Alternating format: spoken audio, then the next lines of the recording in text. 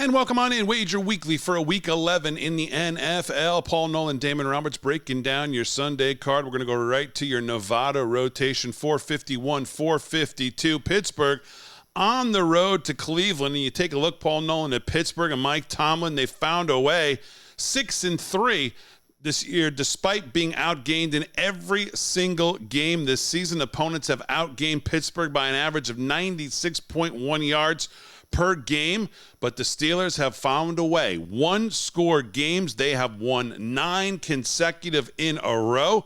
Right now, this one looking like it could be a one-score game as well. Pittsburgh heads to Cleveland. What do you see here in this game?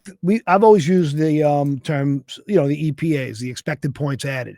And I've been a big fan of following some really great mathematicians who use that between Football Outsiders and their DVOAs, between this guy over at PFF, last name's Cole. I forgot his first name. He's really a hard guy to watch, but his mathematical numbers are interesting.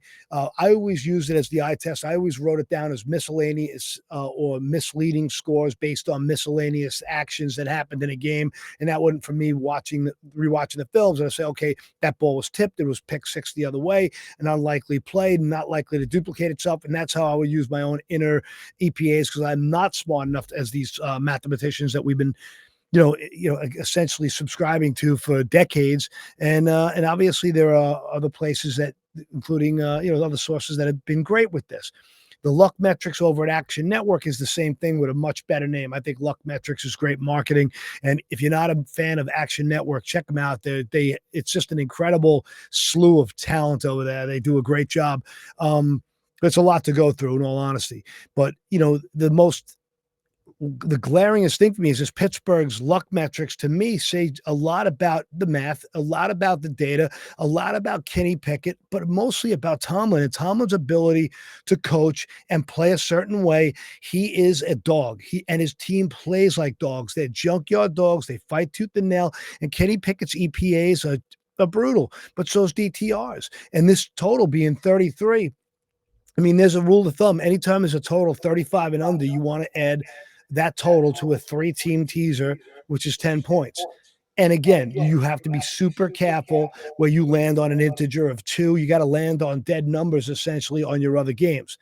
But as far as a teaser goes, and a 6-point teaser in this, or a 6.5-point teaser in this thing, to me, getting Pittsburgh plus 7.5 is great. And if this line somehow goes to 2, which I doubt it will, it's 1 everywhere. If it goes to 2 and you can get 8.5 on Pittsburgh, that's in the home run zone. Because when you look at the numbers, Tomlin is a dog, 65%, 29-15 in the last 34.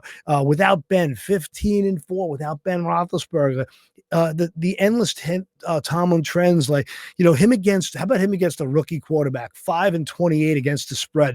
So if you can get Pittsburgh up to 7.5, 8, that's a must play. And the other side of that teaser, I'm going to take Jacksonville. When I see an above average team, not a great team, above average team get completely embarrassed, pummeled, and belittled, like I saw, and I watched that game closely. I was vapor locked on that game because my biggest bet last week was the under in that game.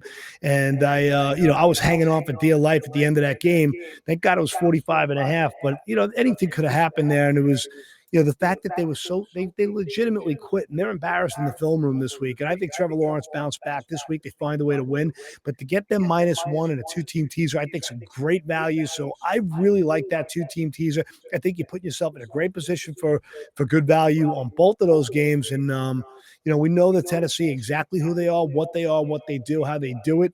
And so does every team that goes up against them. As much as I love Mike Vrabel, I do think that there's enough film on Levis. And what do I always say? I like a quarterback in week 1 and 2 as a rookie with no film on him. 3, 4, I love going against him. And Levis has shown exactly what he really does. He can throw the ball in the middle of the field, but he can't get his outs to the sidelines. And this defense will play that way much better. They're embarrassed. They will erase the stink in that locker room, and Jacksonville will win this game. So a 2-team teaser, Pittsburgh plus 7.5. Love it at 8.5. And I absolutely love Jacksonville by -1. I think that's another great value. So I feel real good about that 2-team teaser.